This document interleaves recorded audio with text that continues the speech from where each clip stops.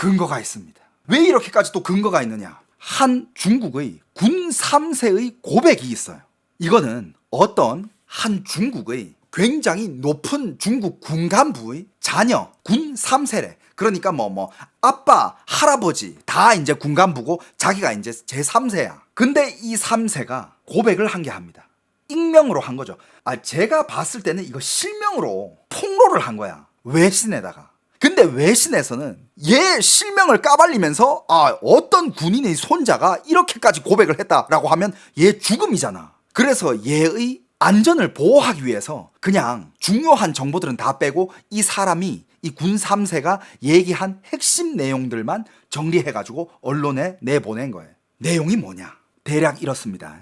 제가 지금 그 군 3세예요. 이 이야기는 제가 아무 데서나 할 수 있는 이야기는 아닙니다.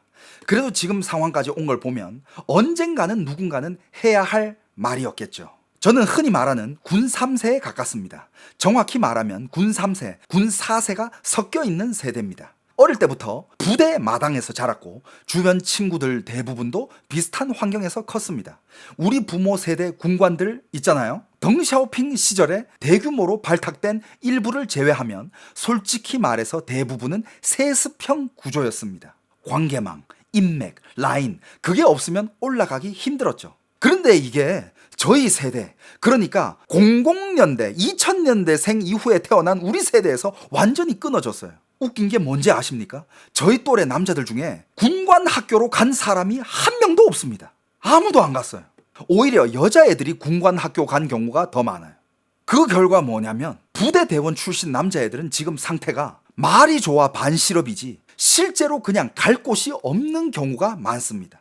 군사 개편했대잖아. 시진핑이 2015년부터. 그래가지고 이 연줄들이 다 끊겨버린 거야. 실제로는 그냥 갈 곳이 없는 경우가 많습니다. 공무원 시험 붙은 사람도 거의 없고요. 고시 붙어서 인생 역전 이런 케이스는 이제 우리 집단에서는 거의 전설입니다. 문제는요, 부모들이 우리한테 투자한 게 너무 큽니다. 어릴 때부터 정치 감각, 조직 논리, 군 내부 승진 구조, 사람을 잃는 법, 줄 서는 법 이런 것들을 엄청나게 가르쳤거든요. 그런데 막상 사회에 나오니까 이게 아무 쓸모가 없습니다. 민간 기업에서는 이런 걸 써먹을 데가 없고 오히려 이런 걸 썼다가는 위험한 사람 취급을 받습니다. 그러다 보니 지금은 어떤 중급 장군의 딸이 틱톡에서 아슬아슬한 야한 영상을 찍고 있다는 얘기까지 나옵니다. 그렇게까지 지금 군 3세, 군 4세들이 갈 데가 없다라는 거야.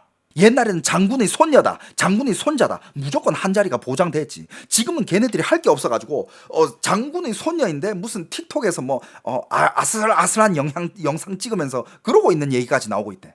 그러면서 또 얘가 이렇게 얘기해요. 저희 입장에서는 솔직히 말해 이게 현실일지도 모르겠습니다. 우리가 이렇게까지 와버렸구나 그런 느낌이 듭니다. 지금 이 상황을 어떻게 보냐면 제 생각은 이렇습니다. 지금 벌어지는 이 모든 일은 시진핑이 군을 완전히 장악하기 위해 기존 세력을 전면 재편하는 과정입니다.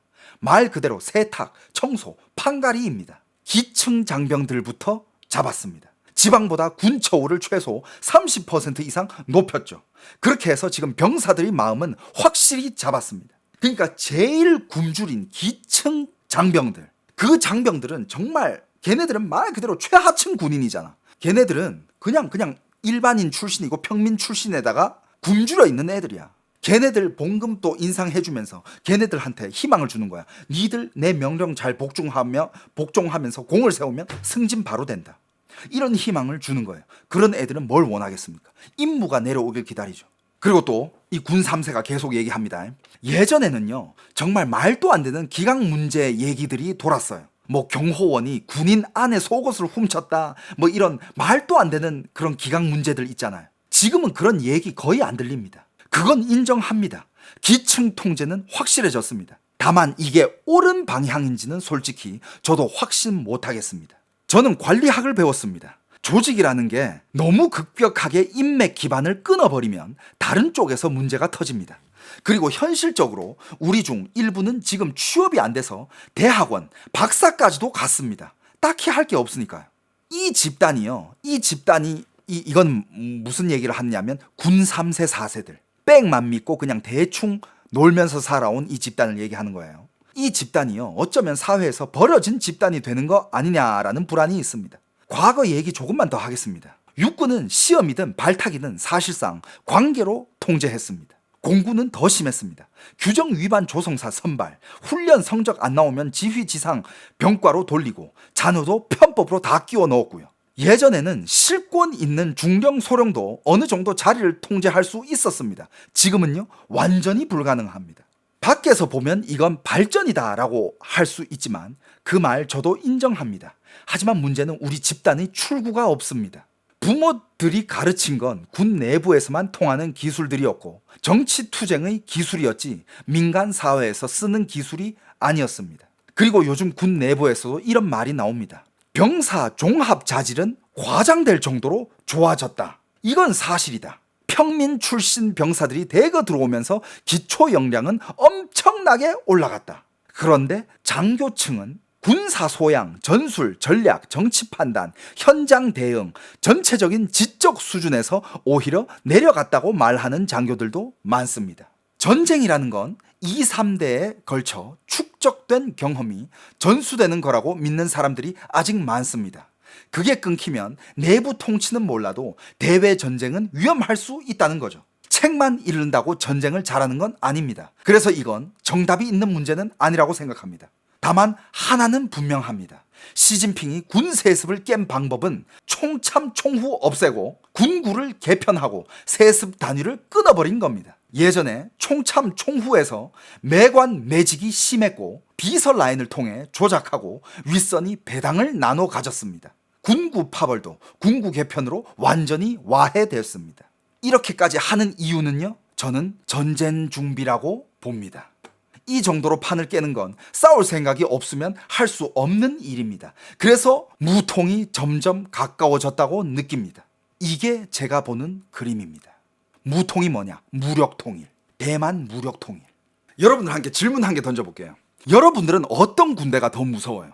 첫 번째, 머리는 좋은데 명령을 안 듣는 군대.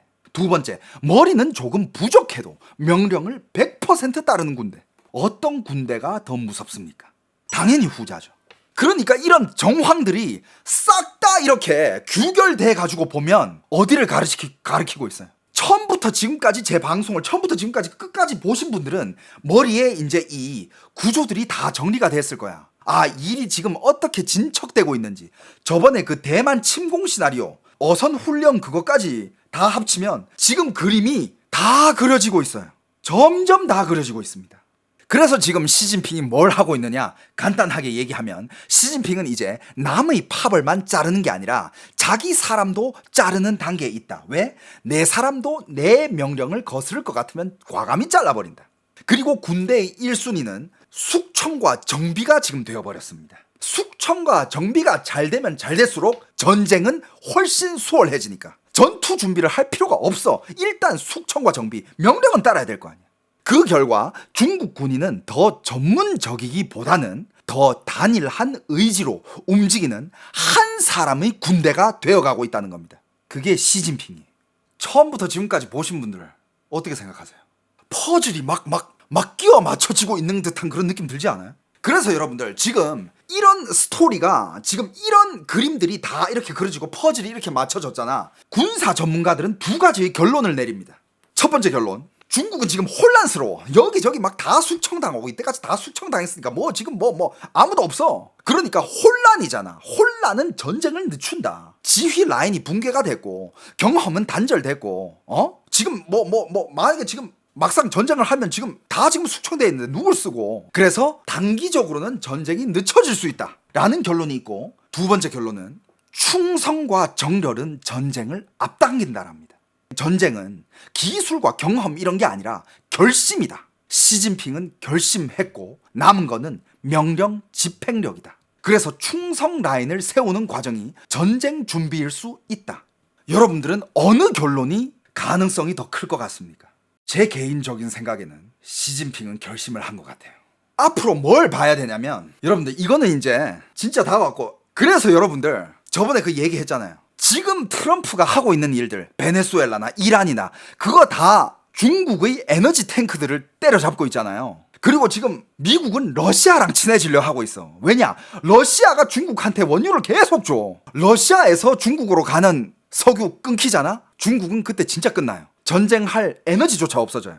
미국이 지금 하고 있는 거는 정말 전쟁을 안 일어나기 하기 위한, 정말 큰 전쟁들을 못 일어나게끔 하기 위한. 그런데 물론 거기는 트럼프의 사심도 있지. 일거 몇 득이잖아. 예를 들어서 이렇게까지 중국의 앞마당들을 다 때려 놓으면 중국이 힘을 잃고 대만이랑 전쟁도 안 하고 나는 석유 챙기고 돈 챙기고 Make America Great Again. 어우야, 일거 몇 득이야. 트럼프는 지금 이런 그림들을 그리고 있는 거야. 시진핑은 그걸 모를까? 당연히 알지. 그래서 시진핑은 지금 민생을, 돈을 안 풀고 있어요 지금. 여러분들, 중국의 아파트값 90%가 떨어졌어. 90%가. 야, 한나라에 아파트 가격이 90%가 떨어지는데 정부에서 돈을 안 풀어. 민생 경제 이딴 거 신경 안 쓰고 있습니다. 그런데 정부 국고에는 돈은 많아. 금 쓸어 담지, 은 쓸어 담지. 뭐 하고 있는 겁니까? 전쟁 준비해. 물론 그게 아니길 바라요. 저도 당연히 아니길 바라지. 여러분들, 전쟁은 일어나면 안 돼요. 전쟁은 절대 일어나면 안 돼요. 근데 지금 시진핑은 지금 이렇게 광기를 부리고 있다니까. 자, 여러분들, 제 채널을 꼭 구독해 놓으세요. 꼭 구독해 놓으세요. 이유가 뭐냐? 몇 개 알려드리겠습니다. 이후로 이 일은 이제 진짜 이게 해결되기 전까지 이 토픽은 아마 제 채널에서 계속 나올 거예요. 중국이 대만을 침공을 하느냐, 아니면 실패를 하느냐, 아니면 아예 못하느냐, 이거는 우리가 지켜볼 수밖에 없어. 왜? 한국한테 영향 없을 것 같습니까? 나 솔직히 이거 조사하면서 너무 조마조마했어요. 진짜 말 그대로 이러다 다 죽어. 한국이, 내가 지금 말하는 건 한국이 전쟁을 참여한다 안 한다 이런 문제가 아니라, 그런 전쟁이 일어났을 때 한국 경제적으로는 타격이 없겠냐 이거야. 자, 여러분들, 한국이 어떻게 될까요? 이거를 생각하기 전에 여러분들, 전쟁은 이제 멈춰야 돼요. 야, 러시아 우크라이나도 멈춰야 되고, 야, 이제 일어나지 않은 전쟁은 일어나지 말아야 됩니다. 그게 정답이야. 전쟁이 일어난 후에 한국은 어떻게 될까? 거기까지 생각하면 안 돼. 그냥 전쟁이 아예 안 일어나기 위해서는 어떻게 해야 될까? 이게 맞아. 남의 나라 생명이라고 우습게 보면 안 돼요. 남일 보듯이 보면서. 그런 심보 가지면 안 돼. 그래서 지금 이 일들이 일단락 될 때까지는 제가 지금 이런 관련된 뉴스를 계속 팔로우업을 할 겁니다. 어떤 거를 계속 지켜볼 거냐. 자, 일단 추후로 지금 중국에 추가 인물 발표가 나오는지 안 나오는지 이거를 계속 지켜볼 겁니다. 요번에 17명이 잡혔어요. 장유샤, 류젤리 말고 17명이 잡혔어. 어떤 사람들이 잡혔는지, 이름이 나오는지 안 나오는지. 왜냐하면 어떤 사람들이 잡혔나에 따라서 또 다양한 이런 얘기가 나올 수가 있거든. 그걸 볼 거고요. 그 다음에 또 누구 라인인지 이것도 계속 봐가지고 나오는 것마다 제가 여러분들한테 또 방송을 해드릴 거고, 그 다음에 지금 중국에서는 계속 군부 언론이라든지 중국의 관영 채널에서 계속 뉴스 이런 게 나옵니다. 그런 뉴스는 뭐가 중요해요? 그 글구, 문구를 중요하게 봐야 됩니다. 부패에서 끝날지, 정치 문제가 확대가 될지, 아니면 더 뭔가 정말 지금 월스트리트에서 나온 무슨 장유샤가 핵무기 관련된 비밀 정보를 미국에 넘겼다? 이게 진짠지 가짠지. 대부분 군사 전문가들은 이거는 가짜일 가능성이 크다라고 얘기하는 사람들이 많지만 또 새로운 소식 나오면 또 제가 여러분들한테 알려드리도록 하겠습니다. 그리고 지금 중국의 군사 간부들 다 잘라냈잖아요. 거기에 인사 보충이 어떻게 이루어질지. 공석을 빨리 채우면 전투 준비에 가깝고, 공석을 남겨두면 일단은 통제 강화, 이렇게 해석할 수 있다라고 전문가가 얘기를 합니다. 이것도 한번 지켜볼 거예요. 그리고 대만 주변 군사 행동의 변화도 계속 지켜볼 겁니다. 만약에 대만 주변에서 군사 행동, 훈련 이런 게 강도가 준다, 그러면 내부 정비를 할 수 있다고 추측할 수 있고, 강도가 유지되면 그러면 위협 지속, 그러고 그런 위협 속에서 어느 순간 어떻게 칠지는 그건 아무도 모르죠. 전쟁은 예고로 터지진 않죠, 그죠? 그리고 대만 입장에서는 지금 계속, 대만도 이런 뉴스를 다 보고 있고, 대만에서도 지금 이거 대서특필로 나왔어요. 대만의 입장은 이겁니다. 대만은 어떻든 간에 긴장을 풀지 않을 거다라고 계속 입장을 밝히고 있습니다. 여기에 관련돼서 향후에 어떤 일이 일어나든 간에 새로운 정황이나 사실들이 드러난다면 여러분들한테도 제일 빠른 시간 안에 또 이렇게 취합해서 또 이렇게 여러분들한테 가져오도록 하겠습니다. 오케이? 오늘 이 방송을 본 사람과 안 본 사람은 국제 정세에 대해서 보는 시야가 완전히 다르겠지? 오늘 내용은 정말 좀 주변 사람들도 많이 좀 이렇게 퍼뜨려 가지고 보게 했으면 좋겠어요. 중국이 지금 도대체 뭘 꾸미고 있는지. 그냥 뭐 옆에서 중국 또 수청했네, 쟤네 뭐지 왜 저러는 거야, 그냥 이렇게 웃어 넘길 일이 점점 아니고 점점 약간 이 사태가 심각해지고 있다라는 느낌이 들어요. 아마 시진핑 시대에는 대만 통일하는 그까지밖에 못 갈 거야. 왜냐하면 시진핑이 진짜 150세까지 살지 않는 이상은, 시진핑도 이제 나이가 많고, 근데 정말 무슨 뭐 미친 과학 기술 때문에 시진핑이 많은 게 150세까지 산다. 그러면 여러분들, 중국 공산당의 최종 목표는 전 세계 사회주의화예요. 그리고 그 꼭대기 위에는 누가 있어? 중국 공산당이 있습니다. 그게 중국 공산당이 세계 패권을 잡는 방식이고, 전 세계가 사회주의화가 되면 거기서 모든 영양분을 빨아들이는 거는 중국의 공산당이 되겠죠. 그게 중국 공산당의 꿈이야. 아무리 교체한다 해도 150살은 무리 아닌가? 그래요, 무리여야 돼요. 진짜 그거 이루어지면 안 돼. 야, 푸틴이랑 시진핑 150살까지 사는 거 꼴 못 봐. 중국 국내에서 장유사 숙청이 그렇게 큰 빅뉴스 아니라고요? 숨기니까, 누르니까, 별거 아닌 것처럼 그냥 쓱 지나가 버리니까. 그리고 중국에서의 국민들은 지금 중국의 정부, 군부가 뭔 지랄병을 떨고 있든 관심이 없어요. 왜? 먹고 살기 바쁘니까. 오늘 내가 밥을 먹을 수 있고 없고, 내가 언제 굶을지도 모르는데 뭐 군부에서 뭔 지랄을 하든 뭔 상관이야. 관심 없어요. 군부 서열 2위가 숙청되는데 큰 이슈가 아니라고? 이거를 크게 만드는 사람이 없어. 일단 발표했잖아, 국방부에서. 규율을 어겼다, 뭐 잘못이 심각하다, 체계를 짓밟았다. 그럼 중국 입장에서는 야, 또 잘못했나 보다. 야, 시진핑도 부정부패 척결 잘하고 있네. 그러고 그냥 지나가지 뭐. 맞습니다. 그래서 언론이 중요해요. 중국 국방부에서 발표해서 그렇다고 하는데 중국 언론들은 뭐 떠들겠어? 장유샤가 이렇게 실종된 거는 뭐 이 부당한 대우입니다, 뭐 이런 거 나오겠어? 아무도 찍소리 못해요. 언론들 닥치고 가만히 있어요. 국방부가 그렇다는데. 중국 내 일반 커뮤니티에는 이런 관련 글이 안 올라오죠. 해외 커뮤니티에 많이 올라옵니다. X에 많이 올라와요. 제일 처음으로 소문을 돈 게 X예요. X에서 제일 처음으로 장유샤 실종됐다고, 그 1월 20일, 21일부터 그때부터 제일 처음으로 X에서 돌았어. 중국 내부에서 이런 거 관련돼가지고 글 쓰잖아요. 숙청당합니다. 민간인도 숙청당해요. 사회적 매장을 해버립니다. 실제로 그런 사회적 매장을 당한 중국의 언론인들이 꽤 있어요. 그 사람들이 지금 중국에서 탈출해서 일본, 캐나다, 미국, 유럽, 호주, 뉴질랜드 이런 데에서 흩어져서 살면서 자기들만의 언론 채널들을 만들어가지고 중국을 미친 듯이 비판하고 있습니다. 비판할 수밖에 없지. 자기 뭐 잘못한 것도 딱히 없는데 말 잘못했다고 자기 나라에서 쫓아낸 거니까. 쫓아내지도 않아. 그냥 블랙리스트에 올려버려요. 이 인간이라는 이 존재를 블랙리스트에 올리잖아. 어디를 가도 취업이 안 돼요. 취업이 안 되고 아마 은행 통장 이런 것도 못 만들걸? 그럼 그 사람이 그 사회에서 어떻게 살아? 그런 식으로 사회 매장을 해. 장유샤가 잡히면 밑에서는 안 움직이려나요? 라고 하는데, 아까 나왔잖아요. 장유샤와 장유샤 뒤를 봐주는 그 원로까지 지금 세상을 떴어. 23일에. 그럼 장유샤보다 밑에 있는 애들이 과연 힘을 쓸 수가 있을까? 장유샤 라인이더라도 그들은 지금 살아남기 위해서 장유샤 나 모르는 사람이다 이러고 있어야 돼. 그래야 살아남아. 감히 지금 누가 목소리를 내겠어. 와, 여러분들 그런 나라에서 살고 싶습니까? 난 진짜 그러니까 여러분들, 시간이 점점 빨리 흘러요. 옛날에는 뭐 이런 이슈들, 뭐 거리들, 뭐 이런 거 한 개 터지려면 몇 년이 걸렸어. 근데 지금은 세상이 너무 빨리 흘러가. 너무 빨리 가요. 뭐 한다 하면 바로 돼. 뭐 한다 하면 바로 돼. 친다 하면 바로 쳐. 요즘 그러니까 과학 기술의 과도한 발전 때문에 어떤 일을 추진하더라도 그게 너무 빨리 진행되니까 시간이 너무 빨리 가는 것 같아. 이게 좋은 게 아닌데. 국가가 강성함이 먼저인지 백성들이 편안함이 먼저인지, 이게 진짜 제일 큰 딜레마야.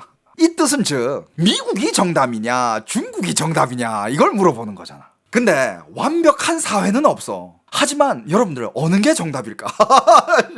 미국이라고 뭐 단점이 없습니까? 미국도 지금 난리잖아. 거기 뭐 ICE들 나와가지고 뭐 불법 체류자를 단속한다고 막 무고한 시민들 막 지금 죽이고 있고, 지금 막 미국 시민들 나와서 시위하고 막, 미국도 지금 개판이야. 근데 중국은 그런 시위 자체가 불가능하고, 하지만 자기 발언권 자체도 없고, 그냥 중국 공산당 중앙이 뭐 하라 하면 뭐 해야 되는 거고, 자기 자유 없고. 하지만 통제는 잘 돼. 자유가 없으니까. 미국은 너무 자유롭지. 그러니까 통제가 안 돼. 그래가지고 그런 이경규 아저씨가 한 말이 있잖아. 무식한 사람이 신념을 가지면 그만큼 무서운 게 없다라고 하잖아. 미국에는 정말 길거리에서 나와서 시위하는 사람들 중에 무식한 새끼들 존나 많아요. 걔네들은 지들이 왜 시위하고 있는지도 모를걸? 근데 그런 애들이 나와서 시위하고 그 시위가 폭력으로 변하고 그럼 그 사회에 위험함이 생겨. 그 자유라는 자유라는 두 글자 때문에. 근데 과연 이런 사람한테 자유를 줘야 되냐? 이 질문도 던져볼 수 있지. 중국은 그런 사람한테 자유를 안 줘요. 하지만 미국은 자유를 줘. 하지만 그 부작용이 어마어마하게 커. 그러니까 뭐가 정답이냐는 공산당이 싫으면 미국 편에 서야지. 그쵸? 그런 자유민주주의 국가 편에 서는 게 맞는데 그럼 뭐 유럽이나 미국이나 약간 좀 자유민주주의 국가들 중에서 병신 같은 정책들도 많아요. 진짜 뭐 인권 이런 것 때문에 말도 안 되는 인간의 진짜 인간답지도 못한 인간의 인권까지 지켜줘야 되는 거. 이거는 되게 단점이라고 봐. 그래서 나는 항상 얘기하잖아. 나는 누구 편도 아니고 나는 그냥 맞다 틀리다라는 거에서만 왔다 갔다 하는 사람이고 그리고 나는 좌파 우파도 아니고 항상 얘기하잖아. 애국파라고. 그 어느 나라든 그게 공산주의 국가든 민주주의 국가든 한국이란 나라에 피해를 줬다 하면 저는 깔 거예요. 그게 미국이든 일본이든 중국이든 간에. 근데 지금은 확실한 거는 트럼프를 응원해야 될 것 같아. 지금은 트럼프만이 중국의 그 광기를 멈출 수가 있어요. 트럼프만이라고 얘기하면 너무 트럼프 띄워주는 것 같고 미국만이. 미국이 지금 스탠스를 계속 유지하고 가고 미국이 중국을 계속 견제를 해야 중국의 이런 전쟁은 계속 늦춰져요. 지금 미국이 그런 역할을 안 하잖아? 중국 지들 맘대로 해요. 야, 유럽 이미 벌써 먹히고도 남았어. 아유, 유럽 애들 요즘 하는 짓거리가 개병신 같아 진짜. 캐나다 지금 중국 간 거 봤어요? 캐나다 칸인가 캔인가 하는 그 중국이랑 가서 시진핑한테 가가지고 조아리고 있더라. 아우 진짜 아니 저는 캐나다는 이해가 안 되는 게 캐나다는요 여러분들 미국이 원래는 자유무역 관세 이딴 거 없어. 캐나다들 얼마든지 미국 가서 일할 수 있게 해줘. 캐나다의 특산품들 물론 뭐 메이플 시럽 이딴 거 뭐 다른 나라에서 사지도 않는 거 미국이 다 사줘. 군사적으로 미국이 다 보호해줘.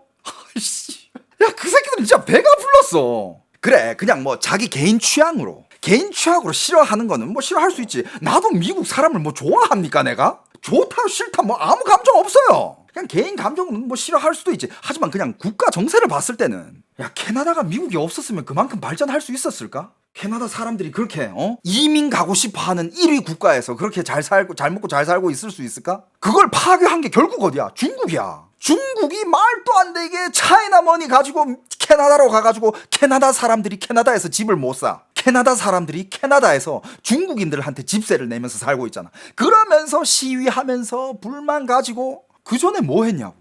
미국이랑 같이 손잡고 합작한다고 해가지고 진짜 뭐 겁나 불이익을 봤다라는 그런 나라가 있나? 있을 수는 있겠지. 있을 수는 있겠지. 근데 그렇게 많나? 중국은 손 잡는 나라마다 중국은 손 잡는 나라마다 다 중국한테 털려. 미국 손잡은 아르헨티나 지금 경제 좋아지는 중이라고요? 그러니까